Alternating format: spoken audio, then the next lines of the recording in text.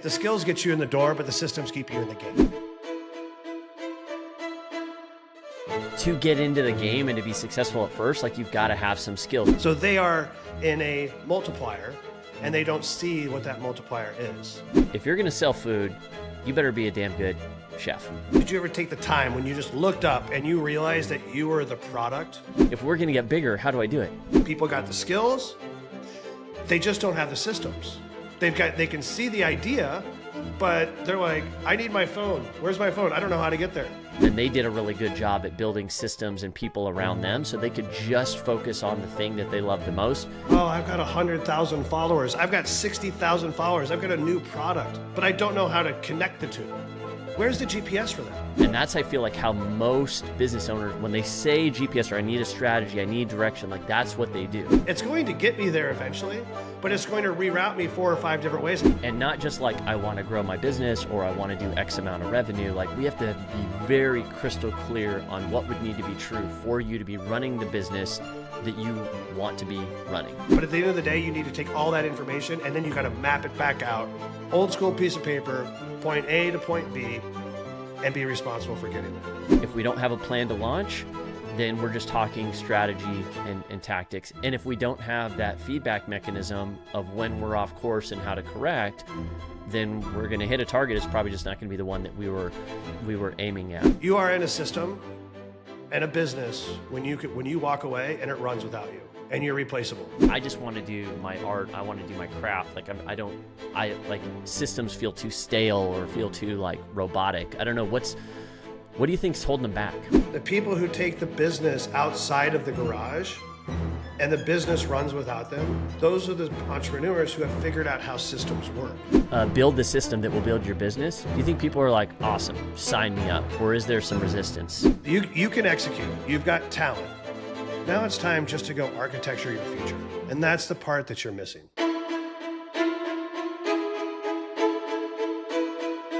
You've been having a lot of conversations. I have a lot of conversations, and I think we're starting to see some trends. There's a shift in the market, and when I say a shift in the market, it's not even that the market is this big, amorphic thing.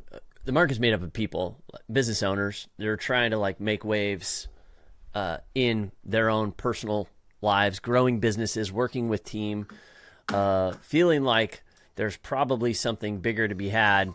But there's just stuff that gets in the way, and that stuff seems to be kind of shifting a little bit. What are you noticing, Brady, in the conversations that you're having with folks about what's going on in their business? I think the main one is that people got the skills to be in the game, but sometimes they just don't understand that it's the systems that keep them in the game. So the skills get you, I guess I have a better way to say it. The skills get you in the door, but the systems keep you in the game. And I think there's a lot of like we have over 500 conversations going in like this last month, right? And DMs. And I love the conversation in DMs because you're getting like real with people. It's personal. And you're just starting to realize that people are making enough money and they have the right amount of effort, but either every dollar requires your time, a transaction, some type of management and staff, and they don't really see how they can start to systemize it because really they're probably in the system of somebody else's, getting paid to make them more money. So they are in a multiplier and they don't see what that multiplier is. And that feels like the grind. Yeah, totally. It's kind of like, everything relies on your shoulders. It's the classic kind of what got you here won't get you there idea, which, like you said, to get into the game and to be successful at first, like you've got to have some skills. One of the first pieces of advice that one of my early mentors gave me when I started my photography business, I was asking him all these questions like, what should I do? Which sort of entity do I need to set up, an LLC, an S Corp? How am I going to market? What should my production workflow be? Who should I be networking with? Like I'm asking him all these questions, right? And he's like, well, Gabriel, he's like, slow down. He's like, you need to do 2 things. He said, you need to read this book. And he gives me the E-Myth Revisited, which is all about systems. And he said, you need to go take 100,000 photos this year. And what he was telling me essentially was like, you got to get really good at your craft. Like if you're going to sell food, you better be a damn good chef.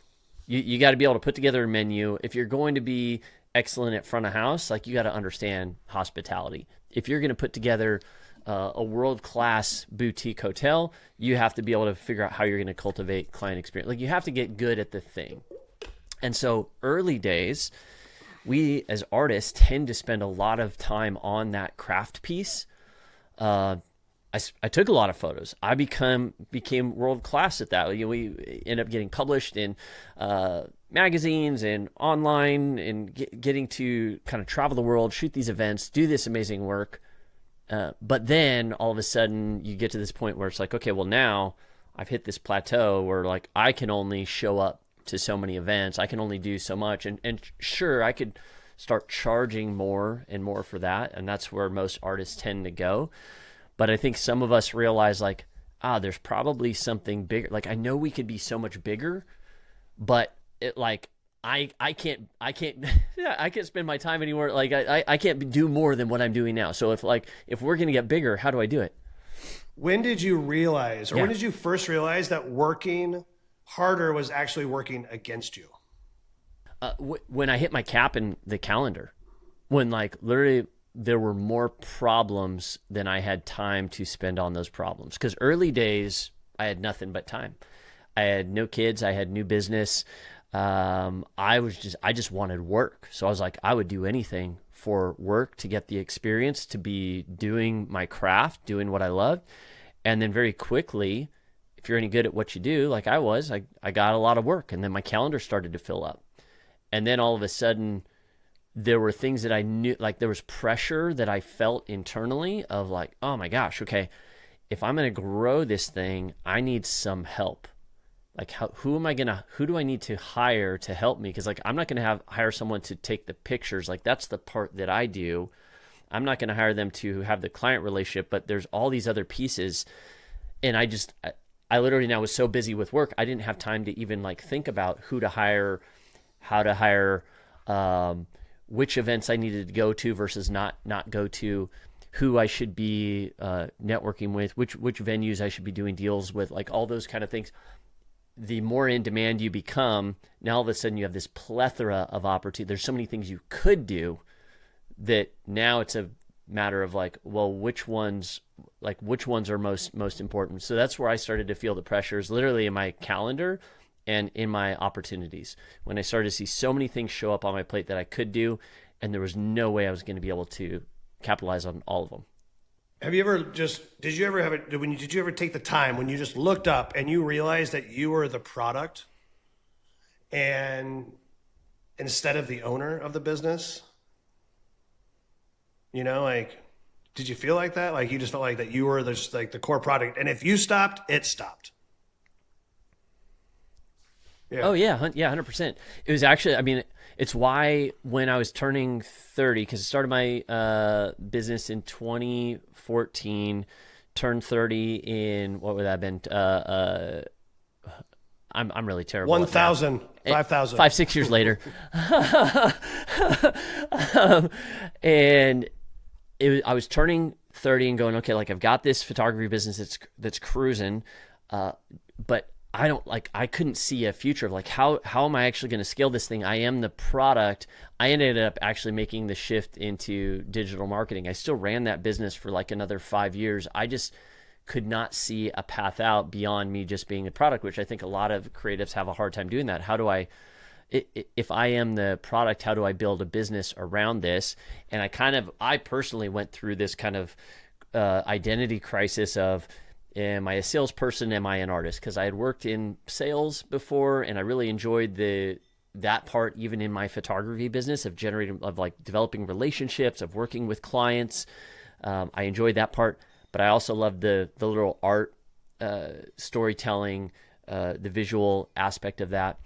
And so what I found, I was like, I think I found a better model here with digital marketing. I discovered digital marketing and went, I can be a creative, and like that creativity can actually sell something. You mix those things together, you get digital marketing, and I just found a better model to where I'm like, okay, I don't have to be the product. And it's not right, there's no right or wrong way to it, because I have plenty of friends who continued in that path of like, no, we're going to build this kind of like creative business with them at the helm as the product.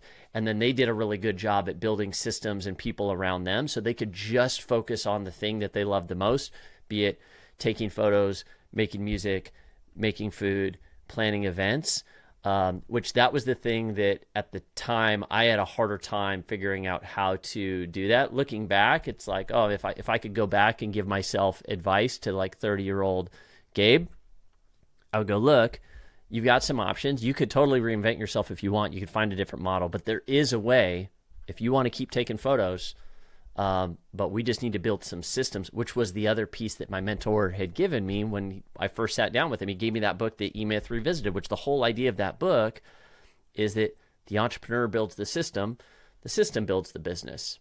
And Michael Gerber, the author, has a very kind of like systems-driven approach of like, hey, how do you create a turnkey business so that you still have the personality, the humanity, the remarkable hospitality like built into the business, but you can systematize that in a way so that you're more leveraged. I mean, it's like, it makes sense. It's just, I feel there's a conversation that we had just a week ago with somebody who felt the same way. She was just like, I just want to cook. I know how to cook. And I just wish there was a GPS system for me that could just show me the way. And everybody knows there's a way from being the product and stepping out of the business and the business stopping. Like, it's going to survive a little bit, right? But where does that GPS system come from? You know, and I think there's a lot of, you know, ideas out here like, oh, I've got 100,000 followers. I've got 60,000 followers. I've got a new product, but I don't know how to connect the two. Where's the GPS for that? I just want the GPS to say, I've got 100,000 followers. I want to create some new events and I want to sell this new amazing gadget, or I want to sell this new sauce to my community. But for some reason, it's just not moving and they're just not speaking together. So where do we get this GPS? And I think that's, we talk about these 500 conversations, I'm starting to see this is all intertwined. People got the skills, they just don't have the systems. They can see the idea, but they're like, I need my phone. Where's my phone? I don't know how to get there. And then they get out in the wild and the GPS dies. What next? Right. Yeah, because a GPS is not it's not like your old school Thomas guide, if you're old enough to remember that, or maybe, you know, when we had to print out MapQuest, when you would go to MapQuest and you would print out your directions, right? That's a static, hey, I'm at point A, I want to get to point B, let me print out these directions. And that's, I feel like, how most business owners, when they say GPS or I need a strategy, I need direction, like that's what they do. They're like, I'm going to get this thing, this strategy of like step by step, what do I need to actually do? But it's like hard coded. Now it's like it's not flexible at all. But a true GPS, it actually changes. Like as you, like if I start driving down the road and there's a car accident, it's going to reroute me, or it's like, oh shoot, like there's a faster way. Like it's got to be. I think what you're dynamic. saying is that people want to have a GPS, but sometimes it doesn't take them the right way. Correct? So I have an idea. My GPS is just not telling me the right way. So back in the days, you used to have, hey, I'm going from Bend, Oregon to Seattle. There's a map, printed it out, piece of paper in the car. We know we're going point A to point B. Maybe stop to ask some directions if I get on the wrong exit. But today, AI is giving people this new thing called Waze for error, right? So Waze, if you've ever noticed, I hate Waze because it just keeps changing the route on me. It's going to get me there eventually, but it's going to reroute me 4 or 5 different ways. I'm like, what? I could have just gone around this traffic. Like, it doesn't know. So I think that's kind of what we're saying is that you have to understand that there's a Waze system, a Waze GPS, but that's just what technology is going to give to you. That's just what the community is going to give to you. That's what your friends and your family are going to give to you. Bunch of different ways to get there. But at the end of the day, you need to take all that information and then you got to map it back out. Old school piece of paper, point A to point B, and be responsible for getting there. But if you just let Waze be the GPS, expect the results. Do you know how like torpedoes actual work? Missile? Like actual like submarine torpedoes? I know how to torpedo a table at dinner time. Definitely no. Yeah, I'm not talking about like a pub sub, but like an actual torpedo. So the way that Did you know you're saying torpedoes it wrong? work, It's torpedo. Torpedo. torpedo. Oh god. Yeah, Okay, yeah, a yeah. torpedo. They're shaped a like torpedo, jalapenos. A torpedo. Yeah, they're cousins. I had no idea. The jalapeno and the torpedo. Yeah. And tortillas. No, the Do you put tortillas those are in the tortillas? skippers. I don't know. The tortillas Or are skippers. The jalapenos Okay. are.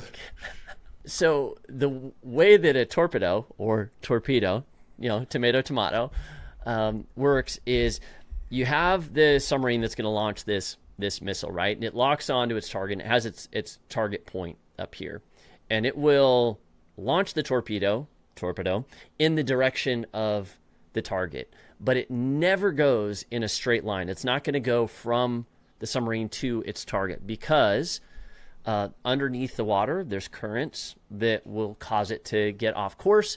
The actual target itself will move. And so what happens is as it's moving towards the target, it might find itself like off course, and it course corrects, and it literally will like zigzag its way to the target. And so in our businesses, like if we're going to have an effective GPS, meaning we know we could be so much bigger, we know we could, not everything needs to rely on our shoulders. We could be like, I just want to focus on my craft and grow an amazing business. Like we know these things can be true and should be true, but they're not.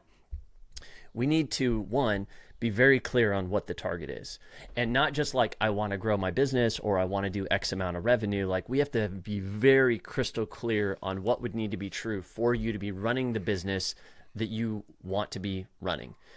Second, we actually have to have a plan to launch. Like we have to like take some massive action towards that goal. So we have to have a clear execution plan, literally just to launch.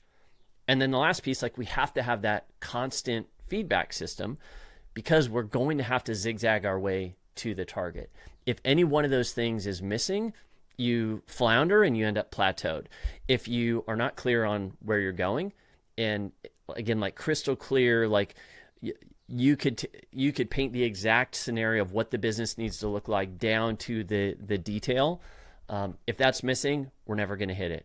If we don't have a plan to launch, then we're just talking strategy and tactics. And if we don't have that feedback mechanism of when we're off course and how to correct, then we're going to hit a target. It's probably just not going to be the one that we were aiming at. And that's where things like, I know we worked on with like your North Star scorecard and like those kind of things are really important. Having that vision is really important. Having a launch plan, not trying to overcomplicate things or do things that are, next month's or next year's problems, but really focusing on like where we are at now in relation to our goal, and are we on course, off course? How do we need to course you're missing correct? from the movie The Hunt for the Red October with Sean Connery. Pretty much. And I wish I could pull off the Sean Connery voice, but with Hunt for Red October, you keep in mind one thing, that there is the launch, right? But then there is either contact or no contact. And I think a lot of people go to launch, et cetera, but you have a miss. So you either have, what is the celebration going to look like? When that ship goes down, what is going to be the recourse, right? There's going to be a lot of different recourses. If you miss, how do you reset and retarget and re-go, right? And how many actual misses and resets and resends do you actually have before you have to give up? So I think getting into that system, you just think about that third piece is like, how do you celebrate, but also how do you, and how long do you have until you actually run out of missiles or torpedoes, as Sean Connery would say in The Hunt for Red October. But you have this element here, right, is that we only have a limited amount of torpedoes. We need to get X result, and we have to be very, very strategic about how we do it, right? And they think about everything all the way through. Sure. To the point where if we're out of torpedoes, it's time to turn around and go home. And when do you make that call? And I think I'm going to try this back to like what I see now in a lot of these conversations that we have with our friends and family and people in the community, is that we work in a business that's a system, but we don't know what the system we're in. And what I mean by that is that I could work in a restaurant, a winery, a distillery, a brewery, a venture capital firm, a sales job in hospitality or in cars, right? Whatever I'm doing, I'm touching humans to actually create a result. And those results are going to be some kind of sales. Mm-hmm. And in the day that I leave, will that business go on without me? I think that I'm important, right? I might be the head chef. But trust me, you are in a system and a business when you walk away and it runs without you and you're replaceable. If you're not building your business to do that, then you're just a product of a business. Yep. And you're part of someone else's system. So if you want to make that jump, you need a North Star. You need a launch idea. You need to know what happens and how many missiles you have until it's time to turn around, right? And I think that's the real chat here, is that people are afraid of getting into that space. Finding that fear that's going to make them not know how many missiles or torpedoes do they have before they have to turn around. And those entrepreneurs who never fail, don't give up, and they never turn around. What do you think it is about the system? Do you think there's like a resistance to systems? Because I certainly saw that in the photo world. There was always this debate between photographers of like, I'm a photographer, I'm a business person. And there was this kind of like spectrum, this pendulum of, you would have the folks who were like incredible artists. Like if I think of Jiro in the documentary Jiro Dreams of Sushi, he's got, one of the top sushi restaurants in Japan, and I think of him like just an absolute artisan. Like you go to work for him, you're making rice for a year before you get to touch anything else, just to get like so good at your craft, right? Like I see him as an artist. And then you have folks on the other side. You've got Raising Cane's. It's like, okay, that dude is a business person, right? And I think the fallacy, I think the false belief that most of us buy into is that you have to be one or the other. And they see those two characters, they see Raising Cane's, they see Jiro, and they think artist and business person. But freaking Raising Cane's is an incredible artist, and Jiro is an incredible systems person. Like he's got a system. And so I guess the question is like, what do you think is the resistance? Is it a lack of knowledge? Is it that when you see, especially like chef owners and distilleries and folks in hospitality, is it that they just don't have the playbook? Is it that they're resistant to like, oh, I just want to do my art. I want to do my craft. Like I like systems feel too stale or feel too like robotic. I don't know. What do you think's holding them back? What is their fear of systems? Yeah, like, or even is it a fear? Or is it just a lack of knowledge? If we were to go like, hey, we could help you build the system that will build your business, do you think people are like, awesome, sign me up? Or is there some resistance to, I don't want to go that route? I think just we're want to be an artist. caught in a period of romanticism. I think people believe that they're a romantic at heart, a creative at heart. You said it in your conversation. I just wanted to be creative and I wanted to do what I love, right? That's the entrepreneurial spirit. That's the passion of being an entrepreneur. Sit in a garage, take an idea, and then make it a business. The people who take the business outside of the garage and the business runs without them, those are the entrepreneurs who have figured out how systems work. The people who close the garage door on systems stay in the garage for too long. And I think it's just that they don't understand that there's a place outside of that first layer of passion and making what they thought is their idea into a true business. And that's when systems come into play. Either you live in someone else's garage in their house and you see them expand and you're like, this is a beautiful place, but eventually I'm going to leave this place. Or they do it themselves. So I think it's the romantics, passionate, and don't think systems apply until something jars them so hard, or they meet the right coach, or they see the right piece of content, or they get pulled aside by a mentor who just says, here's how it works in the real world. And I think that's the mental space. Yeah, because like imagine, uh, you know, if we could like set our judgment aside for just a moment when you hear the word system, like okay, let's set that aside and just like not have any preconceived notions about what that means.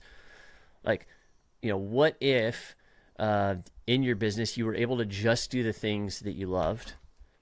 What if your calendar had plenty of free time and you could choose to do with your time what you want?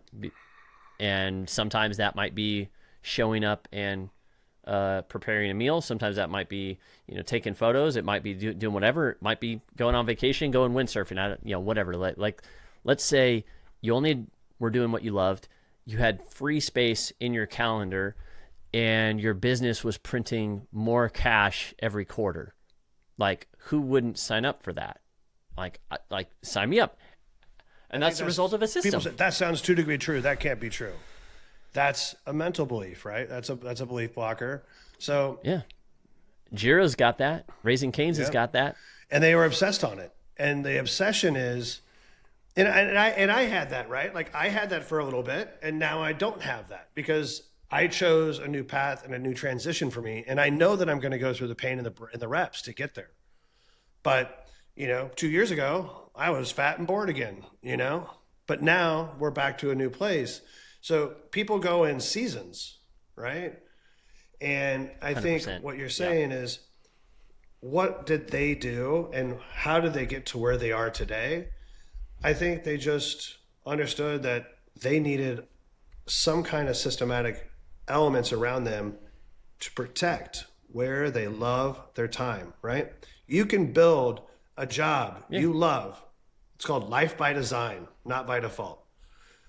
You build the job you love, and it's only the things that you thrive on doing and waking up for every day. The moment you add in old crappy finance and old revenue issues and all the boring, like all the email outreach and all the things that you hate to do, it takes away from wanting to show up. But those things are all systematic. So you can change it with all systems. So just, you got to put the garage door down, keep the energy inside the garage. That's where you are your thriving best genius. And then everything outside the garage door is systems. And you have infinite scale there because people can go all the way down the street. They can work in different countries, right? It doesn't have to be. Your business can be in your garage. The one-man show with 100 people outside the room, but they're all systematic. But if anyone does, and I'm living it right now, anyone doesn't have a system, what do? What's my job today? What do I do? And it becomes transactional, and it'll drive you nuts. Yep. And then you go you're like, oh, what's working for this guy, or what's she doing?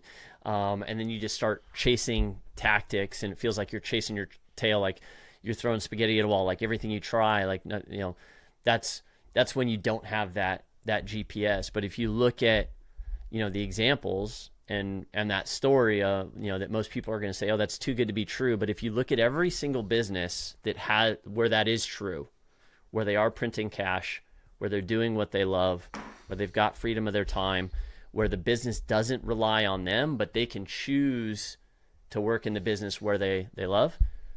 Every single one of those examples, it just comes down to one thing. That entrepreneur built the system, and the system built the business. And so if you stop looking at the actual like product that you create as the only thing where you're the only canvas, like the only place where you're creating your art in your food or your experience or your product, like whatever it might be, like that product is not the only thing that's your art. The business can be the art itself too, where it's like, if you as the entrepreneur build that system, the system's going to build the business, and then all those other things become true. And 100%, I think the part about this is all rooted in identity, right? Everything that we've talked about today has all roots to identity. Like that's what this is about. So your identity as a small business owner, someone in someone else's business, where you want to go, your dreams and aspirations, and how you're going to make that come true. Some people say, I just want to cook my menu. I just want to focus on the food. I want the food to be perfect. I want it to be what? This is all I go to bed sleeping, or this is all I think about when I go to bed at night. We know we can be so much bigger, and there's no reason we're not so much bigger right now. These all are different versions of just identity. And, I think what we have to understand is if you want to change your identity and you want to go from where you are today to that next stage, you have to be able to give yourself permission to stop grinding. And a lot of people don't know how to give themselves permission. Like I right now am giving myself permission to go this weekend. I've built the pod. I built the group of people to do one specific task, to join this revenue journey, right? That's like me going to Seattle this weekend. I got the plane ticket. I'm in Seattle. I know I'm going to go to a couple restaurants. When I get there, I'm going to have another GPS. I'm going to have to find another system to be like, all right, how am I going to wake up? Where am I going to work out? What am I going to eat? How am I going to handle my routine in the morning? There's those little nuances. And now I have to give my permission to say, I have to step into my garage this weekend and I need to program everybody. I got everybody into their seats. Program number 1 complete. Now I have to go program number 2 and take it one step further and put them all into frameworks and systems. So the phone stops ringing, asking for things to do, every 2 or 3 days. So I think if you're in the grind and you're looking for that way out, just give yourself permission to build the systems around you, stay in the garage, but build systems outside. Exactly. Do the same work that you've done focusing on your craft, but now turn your attention to the system that is your business. And and ask yourself, what would need to be true, just in the same way that you've already answered that 1,000, 10,000, 100,000 times before in the experiences that you cultivate for your clients. What would need to be true to create a remarkable experience for them when they walk through my doors? You've already answered that question. So now you can just ask yourself the same question around your business. Okay, what would need to be true about my business as a system for it to not, rely on me? For me, what would need to be true for me to be able to just show up and cook and do my thing and just make the perfect meal? What would need to be true that's not true right now? Because immediately I guarantee you, you're kind of come up with a list of things that are probably showed up on my calendar and my mental bandwidth of I've got this big to-do list of things that just have to get done, because if I don't do it, who's going to do it? Those are the places to start. And you don't got to do it all at once. You pick off one piece at a time. Okay, I have to do social media. Okay, well, what if you didn't? Or what would need to be true for that to be handled so that you could just focus on Yeah, and then when cooking. you get the social media person in there to do it for you, you're going to think it's all right and it's going to work, and then you're going to realize it's not perfect, and you're going to have to jump in again and get it to where you want it to go. I think the idea here, and it's so ring the bell true, is that you can execute. You've got talent. Now it's time just to go architecture your future, and that's the part that you're missing. And you got permission to do it. Let's go. Permission granted. All right.